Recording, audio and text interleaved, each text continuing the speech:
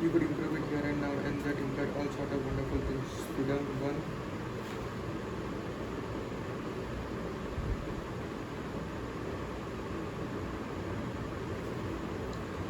Here and now, and this implied all sorts of wonderful things. Freedom, for one. How, where you going to choose to grow today, but also responsibility, because you could now control your own destiny. You have to take responsibility for that destiny, and of course equality, because if a big patriarchal god isn't dictating who deserves what, that must mean that either no one deserves anything or everyone deserves everything. There were concepts that had never been voiced before. With the prospect of so much growth and change in this life, people no longer relied on spiritual beliefs about the next life to give them hope. Instead, they began to rely upon the ideological religions of their time.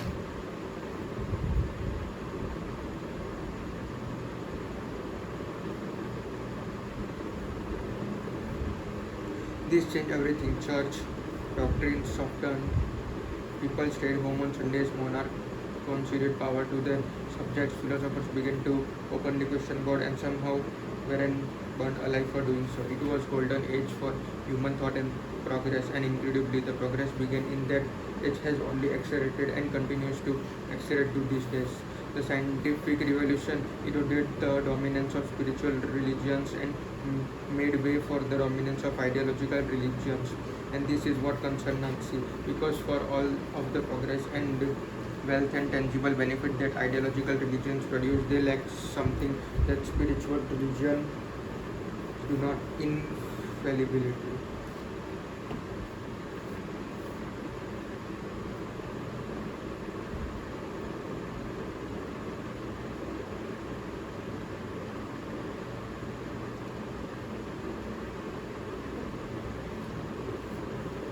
Once believed in a supernatural deity is impervious to worldly affairs. Your town could burn down, your mother could make $1 million and then lose it all again. You could watch wars and disease come and go. None of these experiences directly contradicts a belief in a deity, because supernatural entities are evidence proof, and while atheists see this as a big bug, it can also be a feature. The robustness of spiritual religions means that the ship could hit the proverbial fan and your psychological stability would remain intact. Hope can be preserved because God is always preserved. Not so with ideologies. If you spend a decade of your life lobbying for certain governmental reform, and then that reform leads to the death of thousands of people, that's on you. That piece of hope that sustained you for years is shattered. Your identity destroyed. Hello darkness, my old friend. Ideologies, because they're constantly challenged, change proven, and then disproven,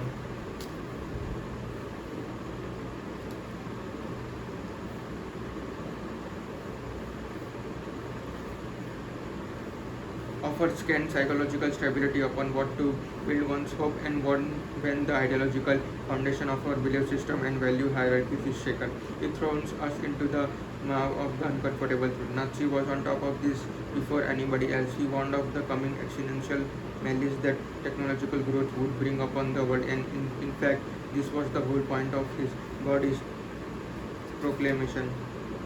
Was not some obnoxious atheistic gloating as it is usually interpreted today. No, it was a lament, a warning, a cry for help. Who are we to determine the meaning and significance of our own existence? Who are we to decide what is good and right in the world? How can we bear this burden? See, understanding that existence is inherently chaotic and unknowable. Believe that we were not psychologically equipped to handle the task of explaining our cosmic significance. We saw the spat of ideological religions that spewed forth in the Enlightenment's wake: democracy, nationalism, communism, socialism, colonialism, etc., as merely postponing the inevitable existential crisis of mankind, and he hated them all. He found democracy to be neo-nationalism stupid, communism applauding, colonialism offensive, because in a kind of backward Buddhist way, Nazi believed that any worldly attachment to gender, race, ethnicity, nationality, or history was a mirage, a make-believe faith-based construct designed to suspend us high over the chasm of the uncomfortable truth by a thin rope of meaning.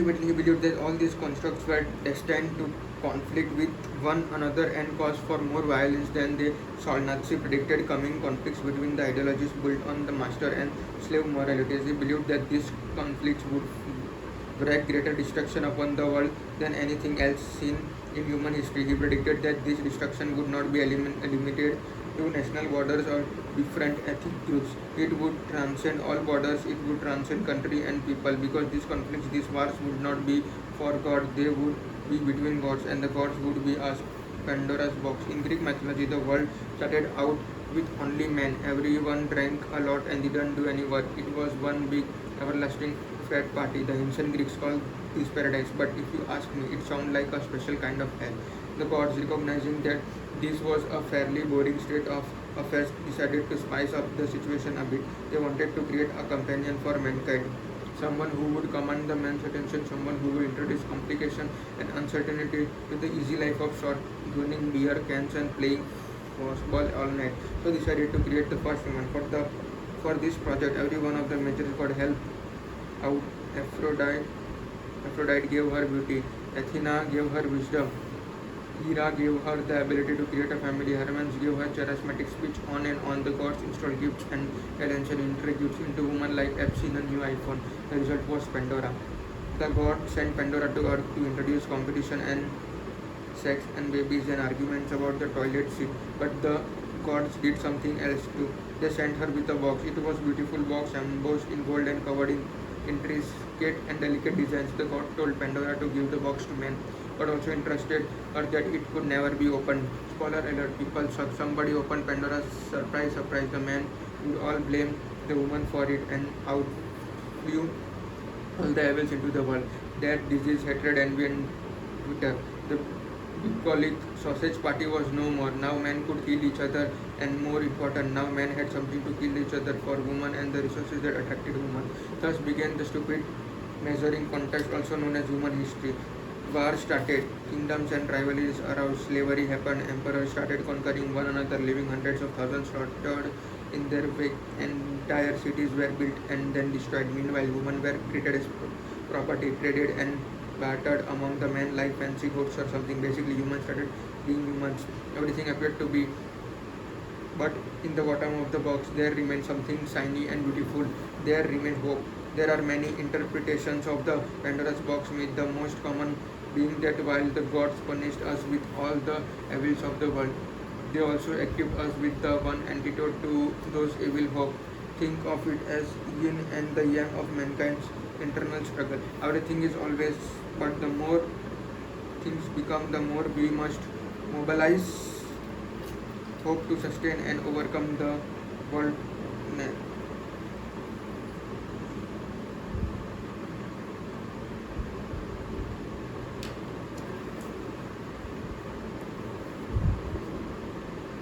This is why heroes such as Witold Peliki inspired us. The ability to muster enough hope to resist evil remind us that all of us are capable of resisting evil. The sickness may spread, but so does the cure. Because hope is contagious, hope is what saves the world. But here is another less popular interpretation of the Pandora's box myth. What if hope is not the antidote to evil? What if hope is just another form of evil? What if hope just go left in the box? Because hope doesn't just inspire Peliki's heroics. Hope also inspired the communist revolution and the Nazi genocides. Hitler hoped to exterminate the Jews to bring about an evolutionary superhuman race. The Soviets hoped to instigate a global revolution to unite the world in true equality under communism. And let's be honest, most of the atrocities committed by the Western capitalist societies over the past 100 years were done in the name of hope. Hope for greater global economic freedom and wealth. Like a surgeon's scalpel, hope can save a life, and hope can take a life. It can uplift us and it can destroy us. Just as there are healthy and damaging forms of confidence and healthy and damaging forms of love, there are also healthy and damaging forms of hope, and the difference between two is not as always clear. So far, I have argued that hope is fundamentally to our psychological, that we need to have something to look forward to, believe ourselves in control of our fate enough to achieve that something, and find a community to achieve it with us. When we lack one or all of these too long, we lose hope and spiral into the void of the uncomfortable truth. Experiences Experiences generate emotions, emotions generate values, values generate narratives of meaning, and people who share similar narratives of meaning come together to generate religions. The more effective and effective a religion, the more industrious and disciplined the adherents. And the more industrious and disciplined the adherents, the more likely the religion is to spread to the other people, to give them a sense of self-control and a feeling of hope. These religions grow and expand and eventually define in groups versus out groups, create rituals and taboos, and spur conflict between groups and with opposing values. These conflicts must exist because they maintain the meaning and purpose of people within the group. Therefore, it is the conflict that maintains the hope. So we have got it backwards. Everything being doesn't require hope. Hope requires everything being. The sources of hope that give our lives a sense of meaning are the same sources of division and hate. The hope that brings the most joy to our lives is the same hope that brings the greatest danger. The hope that brings people closest together is often the same hope that tears them apart. Hope is therefore destructive. Hope depends on the rejection of what currently is, because hope requires that something be broken. Hope requires that we renounce a part of ourselves and or part of the world. It requires us to be anti something. This paints an unbelievable bleak picture of human condition. It means that our psychological makeup is such that our only choice in life are either perpetual conflict or nihilism, tribalism or isolation, religions war or the uncomfortable truth. Nazi believed that none of the ideologies generated by the scientific revolution would hold up the long run. He believed that one by one they would slowly kill each other off and or collapse from within. Then after a couple of centuries, the real existential crisis would begin. Master morality would have been corrupted, slave morality would have been imploded. We would have failed ourselves, for human frailties are such that everything we produce must be permanent and unreliable. Nazi instead believing that we must look beyond hope, we must look beyond values, we must evolve into something beyond good and evil. For him, this morality of the future had to begin with something he called amorphathy or love of one's faith. My formula for greatness in human being, he wrote, is amorphathy, that one wants nothing to be different, not forward, not backward, not in eternity, not merely bear what is necessary, still less conceal it. All idealism is mendacity in the faith of what is necessary but love it. Amorphathy for Nazi meant that unconditional acceptance of all life and experience, the highs and lows, the meaning and the meaninglessness. It meant loving one's pain, embracing one's suffering. It meant closing the separation between one's desire and reality, not by striving for more desire, but by simply desiring reality. It basically meant hope for nothing, hope for what already is, because hope is ultimately empty. Anything you mind can conceptualize in fundamentally flawed and limited and therefore damaging if worshipped unconditionally. Don't hope for more happiness, don't hope for less suffering, don't hope to improve your character, don't hope to eliminate your flaws.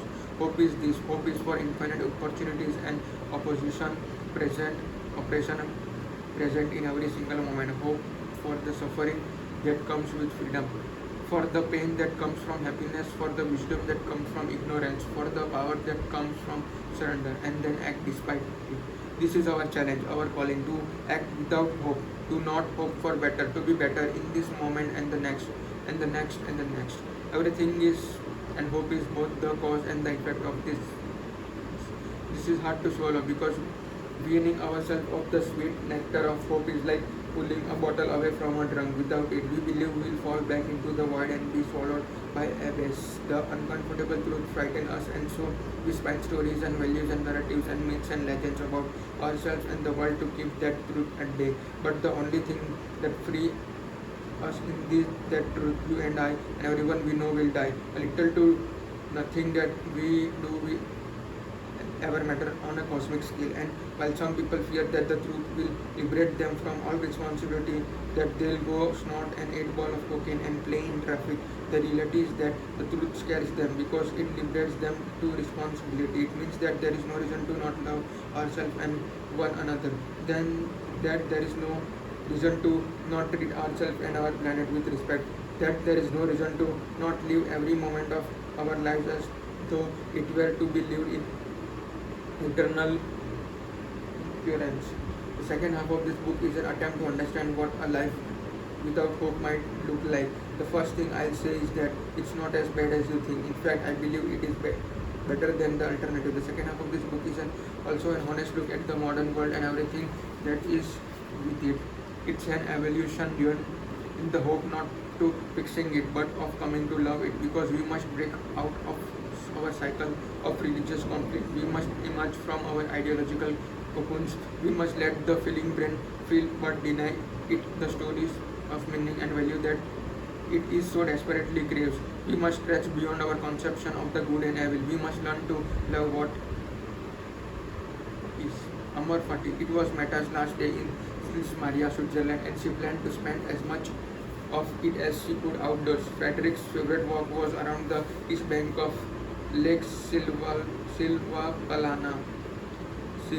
Plana.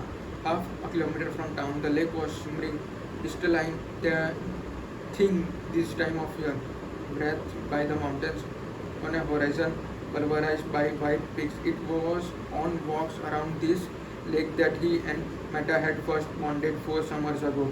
This was how she wanted to spend her last day with him. This was how she wanted to remember him. They left shortly after breakfast. The sun was perfect and the air was silky. She led and he hobbled along behind her with his walking stick. They passed barns and fields of cattle and a small sugar beet farm. Frederick joked that the cow would be his most intellectual companions once Meta left. The two laughed and sang and picked walnuts as they went. They stopped and ate around noon beneath a large tree. It was then the Meta began to worry. They had come for this excitement much further than she had anticipated. Now she could see the Frederick was struggling both physically and mentally to keep it together. Their walk back was arduous for him. He dragged noticeably now, and the reality of her leaving the next morning fell over them like an ominous moon. A pall upon their words. He had grown grumpy and Akita stopped frequent, and he began muttering to himself, "Not like this," Meta thought. She didn't want to leave him like this, but she must. It was late afternoon by the time they approached the village. The sun was waning and the air was now a button. Frederick lagged by a good 20 meters, yet Meta knew the only way to get him all the way home was by not stopping for him. They passed the same sugar beet farm, the same barn, and the same cattle and his new companions. What was that? Frederick shouted. Where has God gone, you say?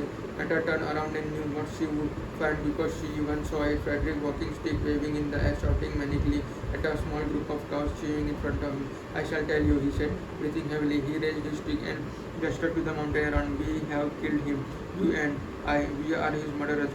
But how have we done this?" The cow stood laggedly. One sweated a fly with its tail. "How we were able to drink up the seas. Who gave us the sponge to wipe away the horizon? What did we do when we unchained the earth from its sun? Are we not perpetually falling in all directions? Are we not straying as though some infinite nothing?" "Frederick, this is silly," Meta said, trying to grab his sleeves and pull him along. But he yanked his arm away. This was madness in his eyes. "Where is God? God remains, and we have killed him," he declared. "Please stop this nonsense, Frederick. Come on, let's go to the house. How shall we comfort ourselves? The murderers of murderers." It was the holiest and mightiest of all, led to death under our knives. Who will wipe this blood of us? Meta shook her head. I was no use. This was it. This was how it would end. She began to walk away. What water is there for us to clean ourselves? What festivals of entombment, what scared games shall we have to invent?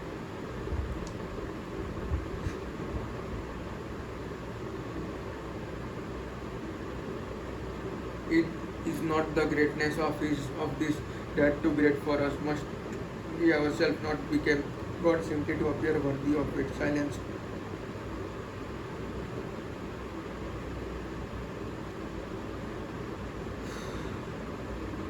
Man is a rope tied between beast and Superman, a rope over an abyss. What is great in man is that he is bridge and not a goal. What can be loved in man is that he is over to something greater. The world struck here. She turned and locked her gaze on his.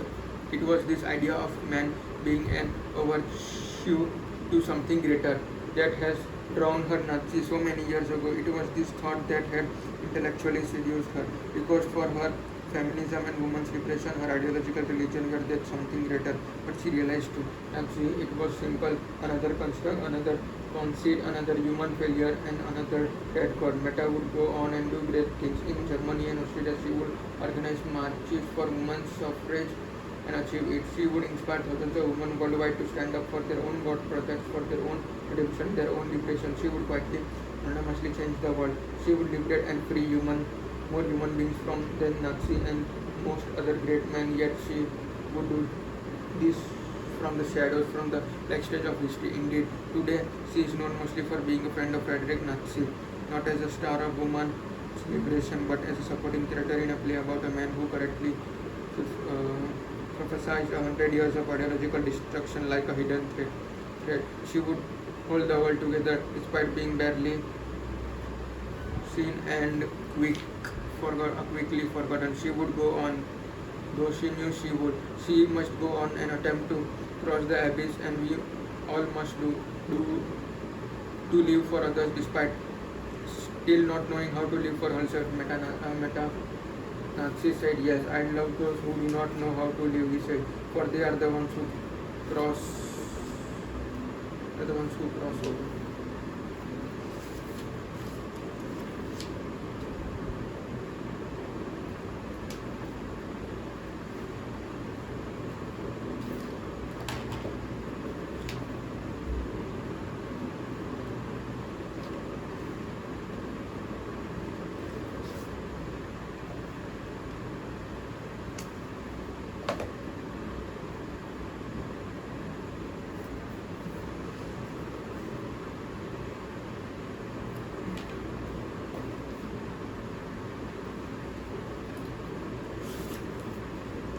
The Formula of Humanity, Chapter 6. Depending on what your perspective, the philosopher Immanuel Kant was either the most boring person who ever lived, a productivity hacker's wet dream. For 40 years, he woke up every morning at 5 o'clock and wrote for exactly 3 hours. He would then lecture at the same university for exactly 4 hours and then eat lunch at the same restaurant every day.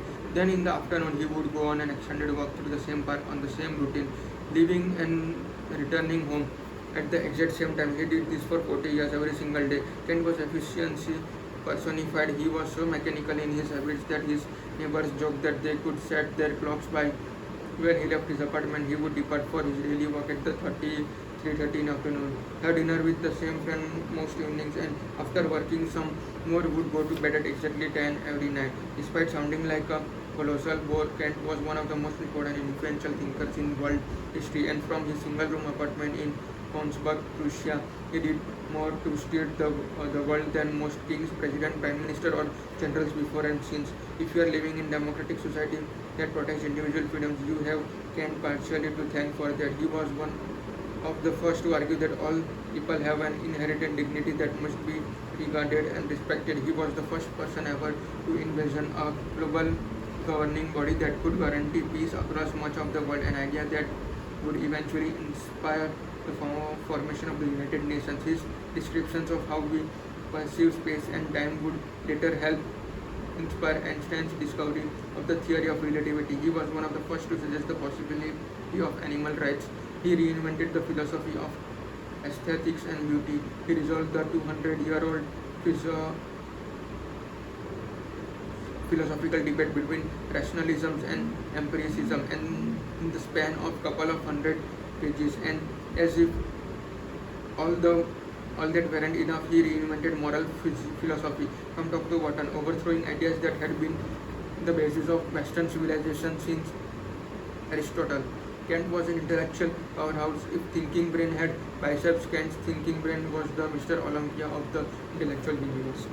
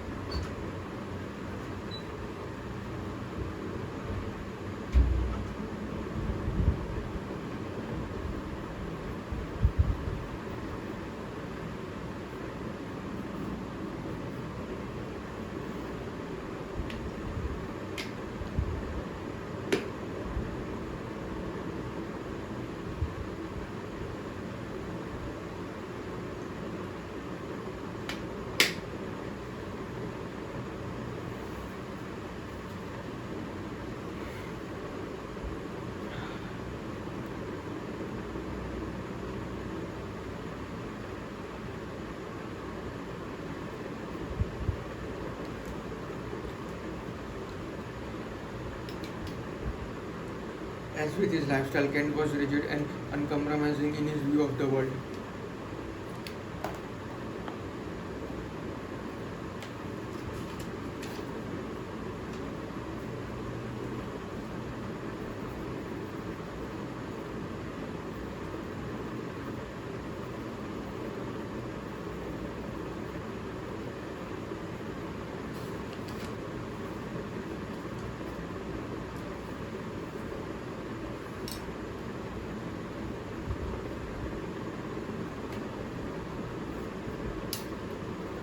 As with his lifestyle, Kent was rigid and uncompromising in his view of the world. He believed that there was a clear and right and wrong, a value system that transcended and operated outside of human emotion or feeling brain judgments. Moreover, he lived with what he preached. Kings tried to censor him, priests condemned him, academics invaded him, yet none of this slowed him down. Kent didn't give up, and I mean that in truest and profound sense of phrase. He is the only thinker I have ever come across who eschewed hope and the flawed human values it relied upon, who confronted the uncomfortable truth and refused to accept its horrible implications, who gazed into the abyss with nothing but logic and pure reason, who armed with only the brilliance of his mind and stood before the gods and challenged them and somehow won.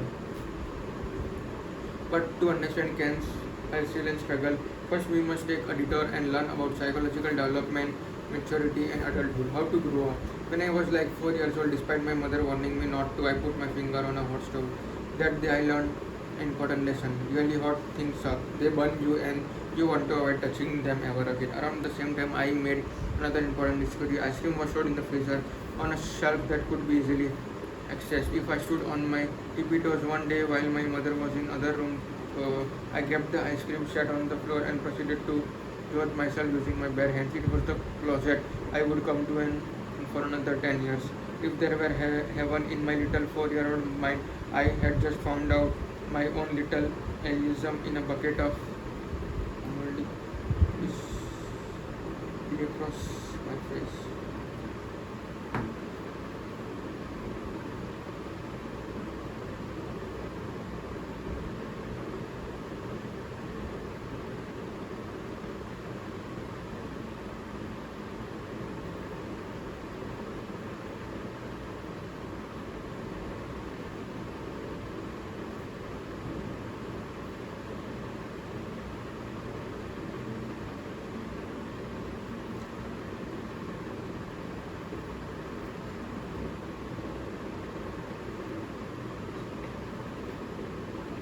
Humanity. As the ice cream began to melt,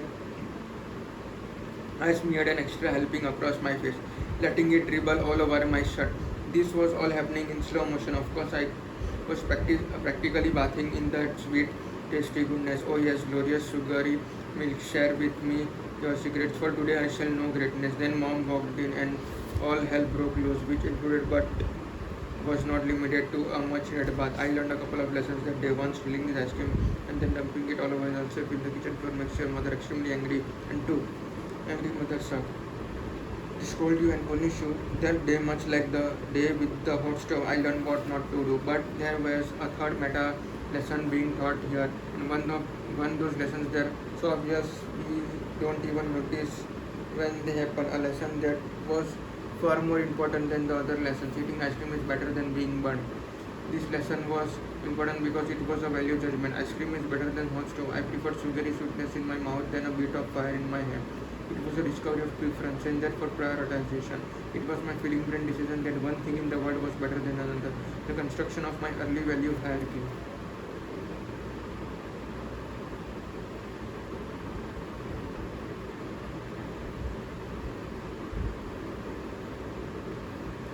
A friend of mine once described parenthood as basically just following around a kid for a couple of decades and making sure he doesn't accidentally kill himself. And you will be amazed at how many ways a kid can find to accidentally kill himself. Young children are always looking for new ways to accidentally kill themselves because the driving force behind the psychological is exploration. Early in life, we are driven to explore the world around us because our feeling brains are collecting information, what decisions harm us, what feels good and bad, what is worth pursuing further and what is worth avoiding. We are building of our value hierarchy, figuring out what our first and primary values are so that we can begin to know what to hope for. Eventually, the exploratory phase exhausts itself, and not because we run out of world to explore. Actually, it's the opposite. The exploratory phase grabs us because as we become older, we begin to recognize that there is too much world to explore. You can't touch and taste everything. You can't meet all the people. You can't see all the things. Mm. There is too much potential experience, and the sheer magnitude of our own existence overwhelms and intimidates us.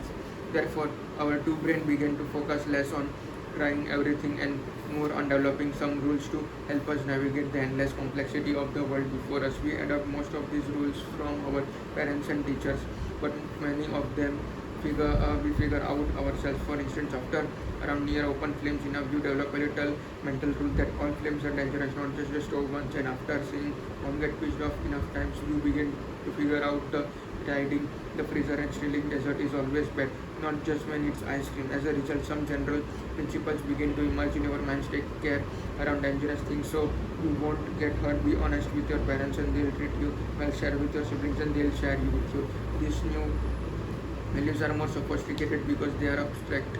You can't point to fairness or draw a picture of prudence. The little kid thinks ice cream is always awesome. Therefore,